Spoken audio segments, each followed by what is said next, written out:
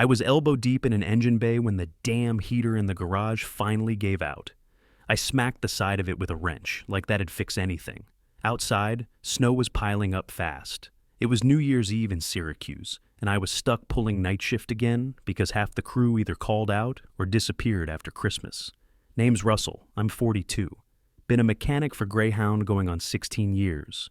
I don't drink, don't party, and sure as hell don't celebrate holidays. I fix things, that's it. And that night, I wasn't in the mood for any surprises, but around midnight, a rusted RV wheezed its way into the lot like it barely made it up the hill. Smoke rolled off the hood, thick and angry. I stepped outside, boots crunching into frozen slush. And before I could even say a word, a man jumped out, his face tight with panic. "My radiator's blown," he said. "We're heading to Malone for a funeral, my father-in-law. We're stuck." Behind him, I saw his wife curled up in the passenger seat, arms wrapped around a little girl no older than 10. They were shivering, all three of them. Windows fogged up from the inside, frost creeping along the glass. I already knew what Cal, my boss, would have said. Not our problem. See, Cal had made it clear at the start of my shift. No unauthorized work. Not even a tire rotation without a log.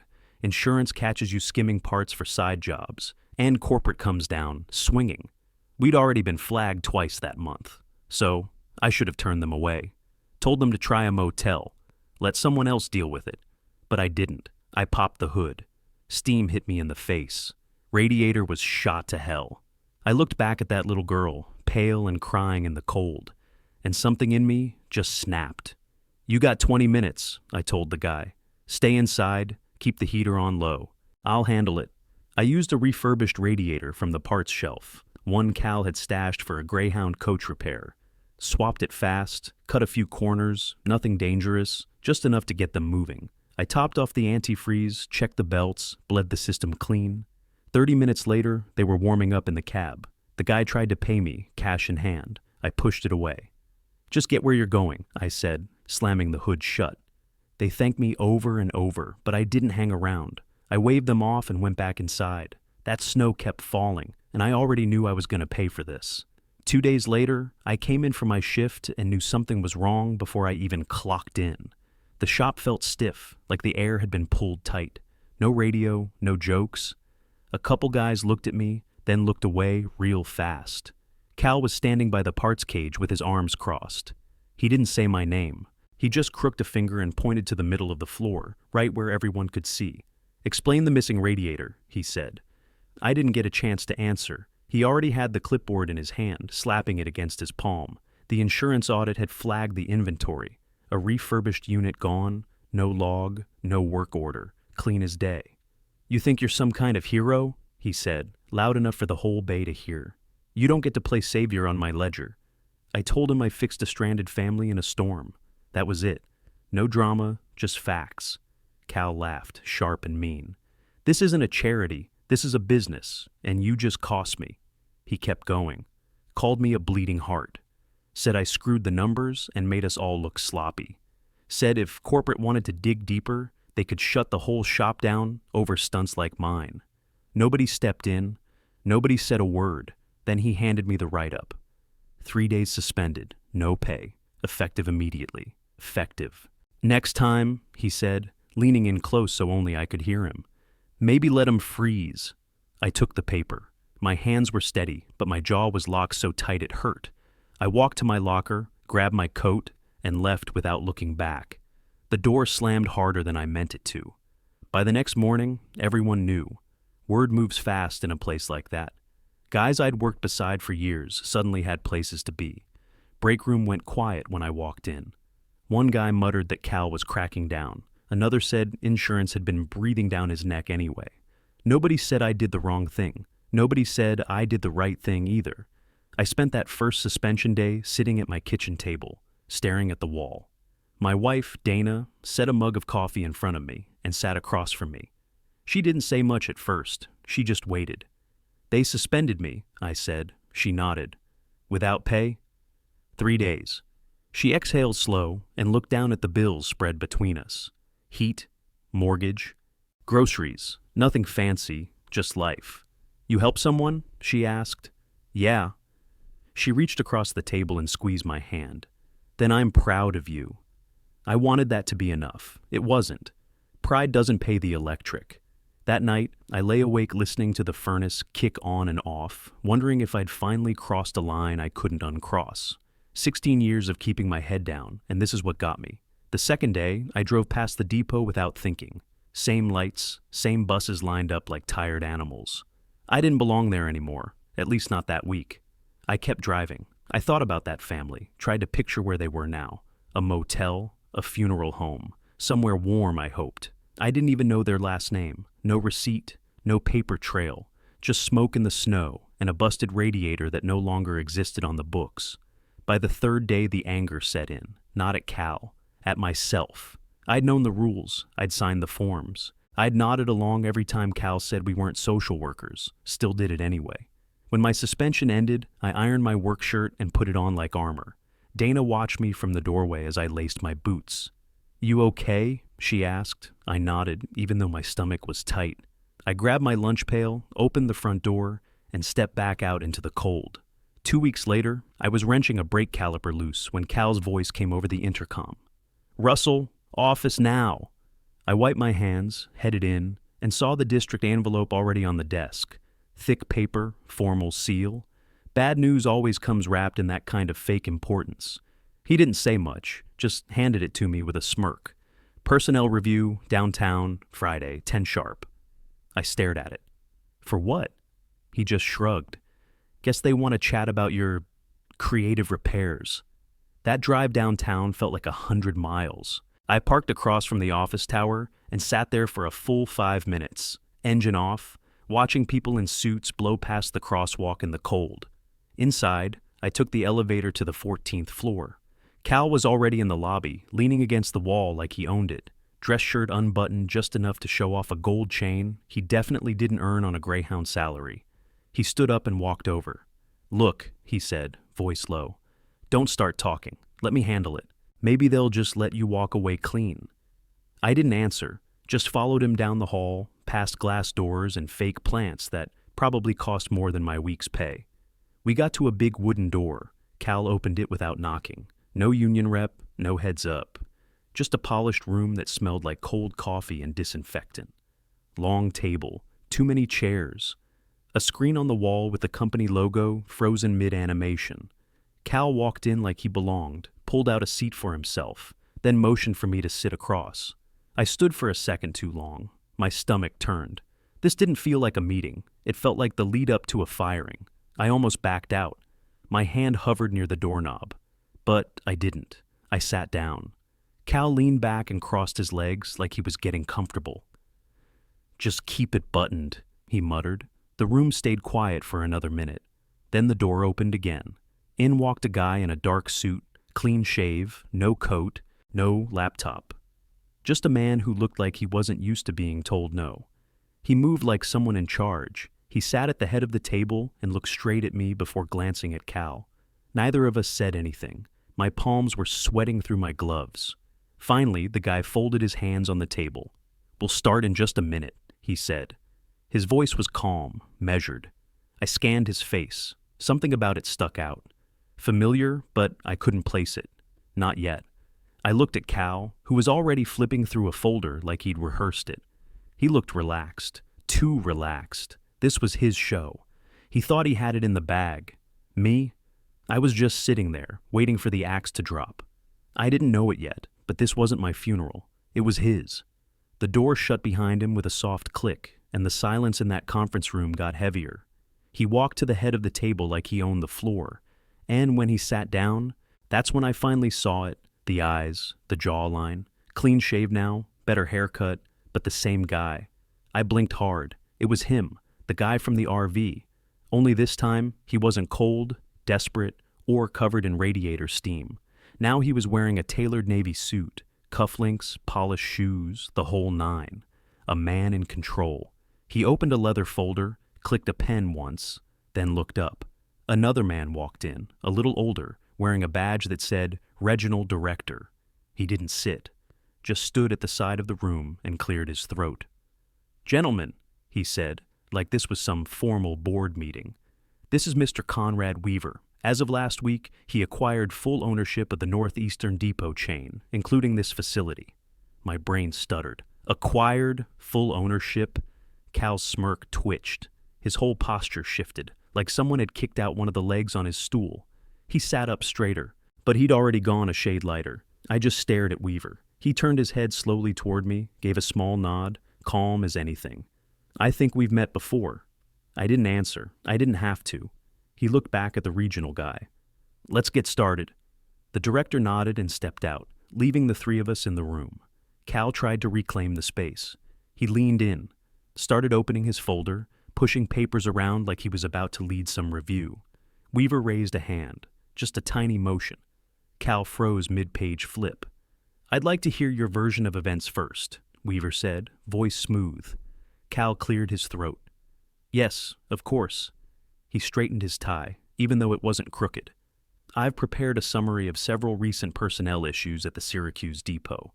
One in particular stood out, an unauthorized repair that bypassed inventory protocol and left us open to insurance violations." Weaver didn't blink. He just listened. Cal kept going, falling into his rhythm like he'd practiced it in the mirror. "While I respect initiative," he said, "what happened was a clear breach of company policy. And in today's climate, liability exposure is—" "Mr. Hale," Weaver said suddenly. Cal stopped. His mouth was still open, like he hadn't expected to be interrupted. Weaver turned his attention to me. "Russell, right?" I nodded slowly. "Tell me what happened," he said. I didn't sugarcoat it. I didn't pitch for sympathy either. I gave him the short version, the busted RV, the snowstorm, the family freezing inside, the radiator swap, no money taken. "I got them moving," I said. "That's all." Weaver nodded, lips pressed tight. Then he closed the folder in front of him and stood. "That's what I thought," he said. He looked at Cal now, square in the face. "You punished a man for helping my family." You could hear the heat pipes in the walls humming. That's how quiet it went. Cal blinked. "Sir, I didn't—" "No," Weaver cut in, sharp now. "You didn't ask. You didn't follow up. You saw a discrepancy and went straight to punishment. Publicly. Over a radiator." Cal's hands started fidgeting with the edge of the folder. "It was a liability issue and—" Weaver held up a hand again. Cal went silent. "You're done here," he said, calm, clear. Cal's mouth opened like he was going to argue, but no sound came out. Weaver turned to the door and said, "Security." Two guys in black polos came in seconds later. They didn't say a word, just stood behind Cal and waited. He looked at me like I'd stabbed him in the back, but I didn't feel a damn thing for him. He stood up slow, trying to keep some dignity, picked up his folder, walked out between the two guards like someone leaving a courtroom after the verdict. Weaver stayed quiet until the door clicked shut again. Then he pulled out the chair across from me, sat down, and leaned forward with both elbows on the table. "I've got a proposition for you," he said. "I've got a proposition for you." Weaver said it calm, but he didn't explain it yet. Instead, he leaned back and nodded toward the empty chair where Cal had been sitting. "Before we get there," he said, "I want this on record." The door opened again. The regional director stepped back in, along with another man from HR carrying a tablet. Cal was brought back too, stiff and tight-jawed, flanked but not touched. He sat down hard, eyes darting between Weaver and the door like he was looking for an exit that wasn't there. Weaver didn't look at me. He looked at Cal. "Go ahead," he said. "You wanted this review. Let's hear it." Cal launched into it like a machine that finally got switched on.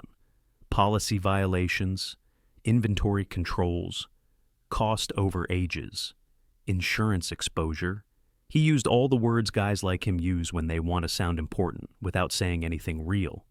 "This employee took company property without authorization," Cal said, tapping his folder. "He exposed the depot to risk and set a precedent that could cost us thousands."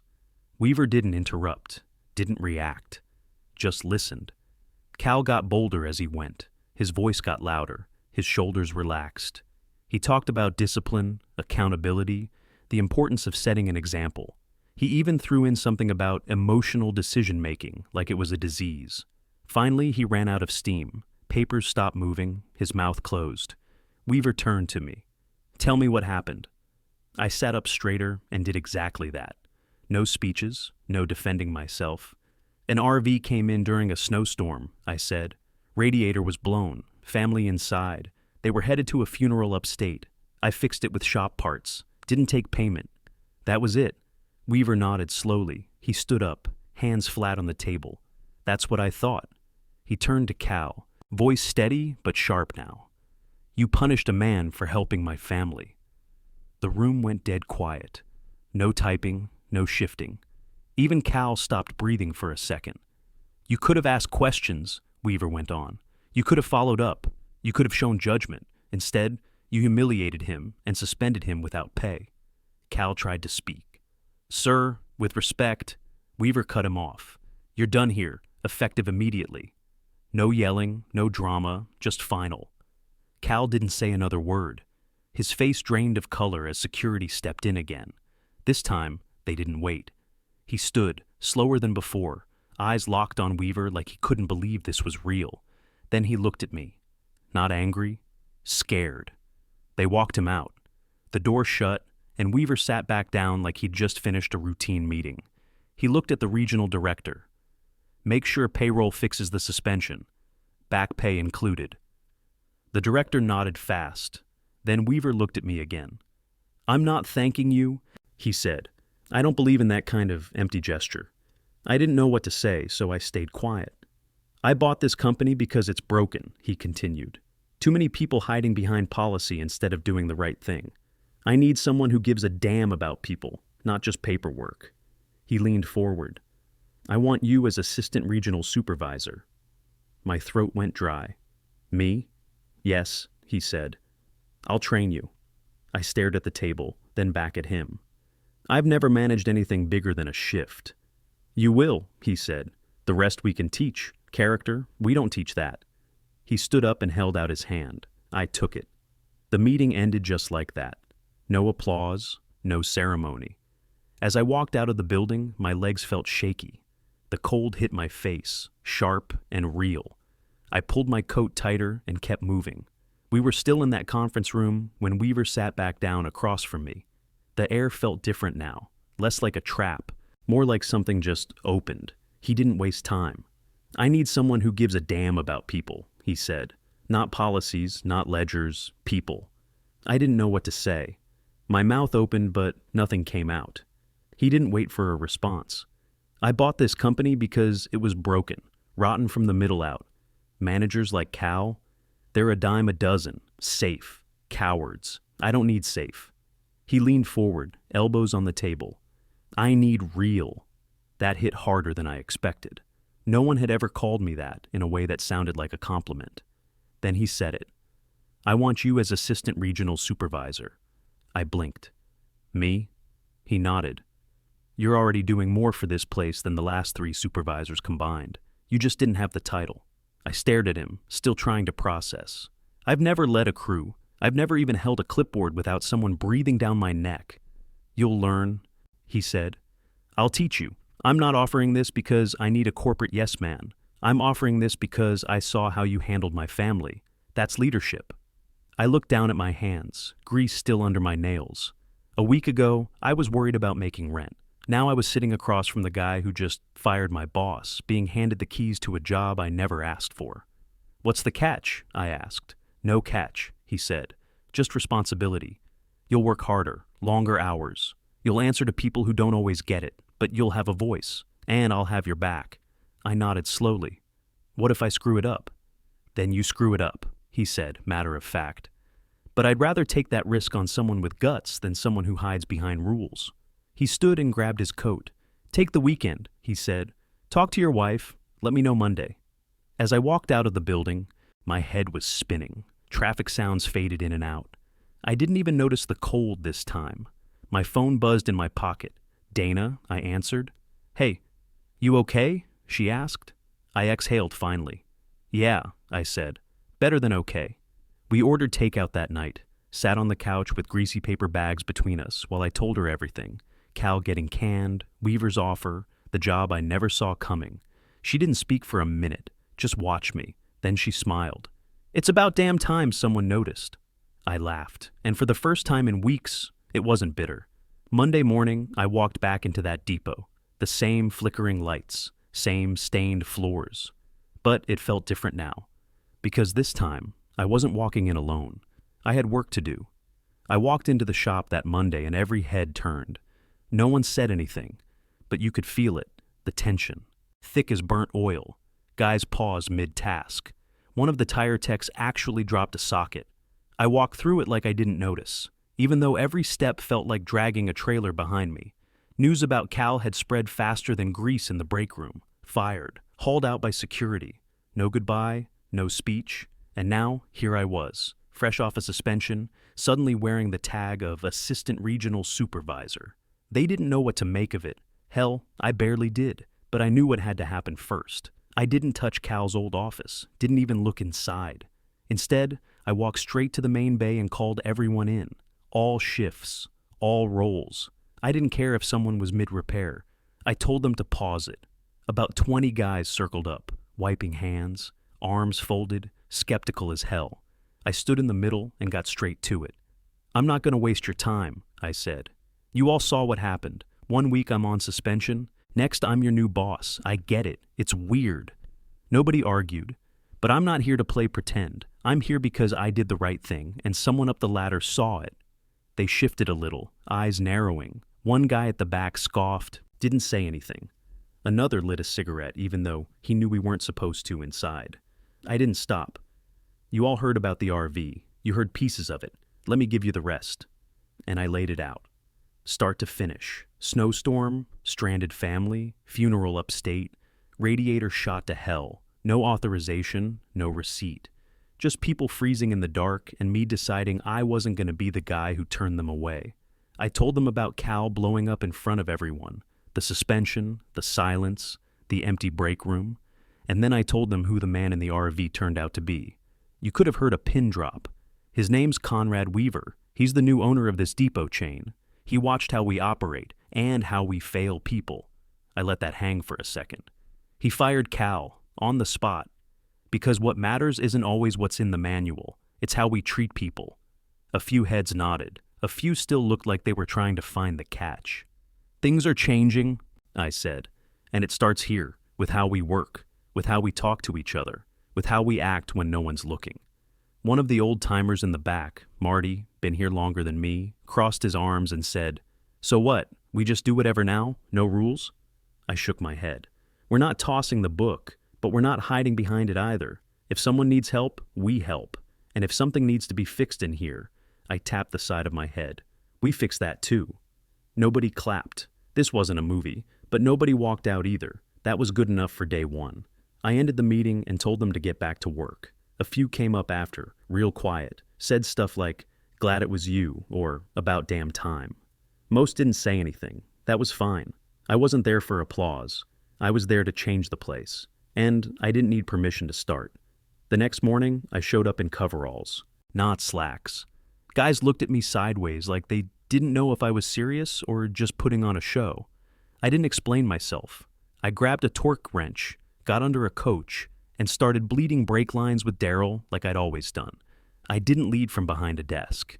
Hell, I didn't even sit in Cal's old chair for the first week. I rewrote the schedule by hand at the break table, in front of everybody. Shift changes, better spacing, no more forcing guys to run back-to-back overnights unless they volunteered. Some of them thought I was kissing ass. Others waited for me to mess up. I didn't blame them. We'd been under Cal's thumb so long, half the crew didn't know what trust looked like. So, I showed them. When Ray asked for 2 days off to deal with his kid's surgery, I covered his shifts myself.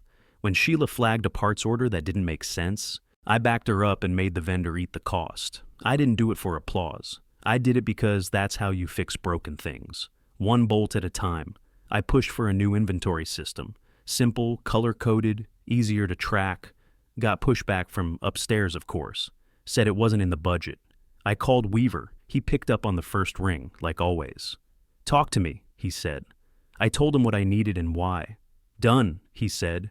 "You've earned that trust." That phrase stuck with me. Earned, not handed, not assumed, earned. We rolled out the new system the next week. Mistakes dropped by half in the first month. Morale didn't shift overnight, but people noticed. Guys started showing up on time again. Fewer sick calls. Less muttering behind closed doors. We started holding monthly safety briefings, not those fake ones with laminated cards and yawns, but real talk. What actually went wrong, what we fixed, what still needed fixing. I let the crew speak freely. I didn't punish mistakes. They had to own them, sure, but we learned from them. That was the difference. Nobody got thrown under the bus. During one meeting, Felix, quiet guy, barely spoke, raised his hand and asked if we could get new floor mats in the bays. Said the old ones were slick and nearly cost him a fall last week. I nodded. You should have told me sooner. He shrugged. Didn't think anyone would care. I ordered the mats that day. Things like that, they mattered. I stopped being a ghost in the shop. The guy who once just fixed things quietly was now in the middle of it all, checking schedules, fielding orders, helping load parts.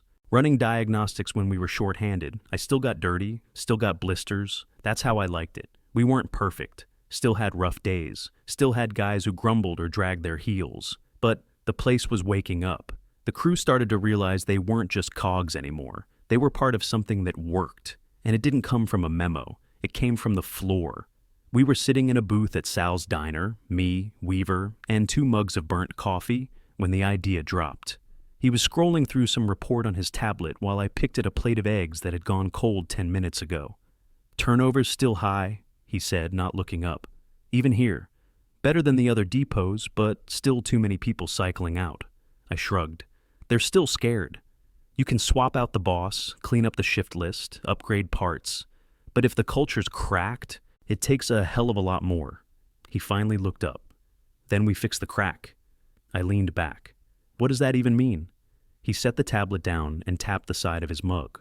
We make it clear that doing the right thing won't get you written up. You mean like fixing a radiator during a snowstorm? He grinned. Exactly like that.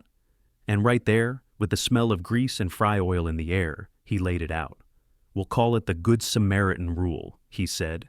Any worker who helps someone in distress on the job, within reason, gets logged, not punished. Hell, maybe even rewarded. I stared at him. You serious? Dead serious. You know corporate's gonna hate it. Let 'em, he said. We're not building a factory line, we're building trust. We wrote it up that week, got HR to sign off. It wasn't flashy, just a policy update with a real backbone. It said, if someone's in trouble and you help, you won't get slammed for it. Do the right thing, and we'll back you. At first, it barely made a ripple. Couple guys read the memo, nodded, and went back to their wrenches. But a few months later, that changed. One of our shuttle drivers, Tim, quiet kid, early 20s, was coming back from a drop-off on the outskirts of Watertown, middle of a blizzard, visibility trash, roads icing over. He spotted a kid on the shoulder, like a little kid, no coat, crying, totally lost. Tim didn't call dispatch, didn't wait for a supervisor. He pulled over, got the kid into the van, blasted the heat, and drove straight to the nearest state trooper post. Turned out the kid had wandered off during a custody exchange gone bad. Had been missing for hours, whole search underway. By the time Tim made it back to the depot, people were buzzing, and for the first time in years, the buzz wasn't negative. Old management, they would have nailed him for unauthorized use of a vehicle, docked his pay, written him up. We gave him a bonus and called a meeting. Weaver showed up in person, shook his hand, and told the whole crew exactly what happened. That's what this place is about now, he said. That's what we're building. After that, everything shifted. Word spread to other depots. Guys started transferring in. Drivers who left came back. We started seeing applications from people who'd never even considered bus work before. Turnover dropped. Engagement went up. Guys weren't just punching clocks. They were showing up. They were bought in. One tech told me, this place used to chew people up. Now it feels like we're actually part of something. He wasn't wrong. We weren't just fixing buses anymore. We were fixing the system. I'm sitting in my office now. Door cracked open. Fresh coffee on the corner of my desk. Not fancy. No leather chairs, no glass table. Just clean, organized, and mine. Outside the window, I can see Bay 3. Marty's under a coach with Felix, both yelling over the hiss of an air compressor. Sheila's talking with a parts runner near the inventory cage. The shop hums now. Constant motion, but not chaos. It runs like a machine with a heartbeat. A year ago, I dreaded walking through that front door. Now I get here early. There's a photo on my desk, right next to the radio. It's from that night, the storm, the busted RV, me hooking up the jumper cables. I don't know who took it. Maybe Weaver, maybe his wife. But he mailed it to me 6 months back in a plain envelope. The caption's printed across the bottom. You didn't fix a radiator. You fixed the culture. Thank you. I never framed anything before in my life, but that one sits right where I can see it. Sometimes when I'm buried in paperwork or the heat's busted again, or two techs are at each other's throats over shift swaps, I glance at it. Reminds me why I took this shot in the first place. I still turn a wrench when we're short, still run diagnostics if we're backed up. I didn't trade grit for meetings. I just added both to the list. We've still got rules, still have to make numbers and meet audits, but no one here ever has to choose between helping someone and keeping their job. That's non-negotiable. Weaver stops by once a month, usually doesn't stay long. Just checks in, grabs a sandwich from the break room, nods at the work getting done. You've made this place bulletproof, he said last time. You ever want to take on more, you just say the word. I told him I wasn't done here yet, and I'm not. This shop, these people, they matter. What we've built matters, and it started because I did something I wasn't supposed to. Every now and then, I catch myself wondering if I'm really the guy for this, if I'm still just a mechanic pretending to be a leader. Then I look at that photo, and I remember, a little decency, it can go a hell of a long way. Thank you for being with us. Don't miss our new stories. They're coming soon. If you haven't yet, please leave a like and follow the page to see more great content. Your support means a lot to us and motivates us to create even more warm, meaningful stories. See you next time. Take care and stay curious.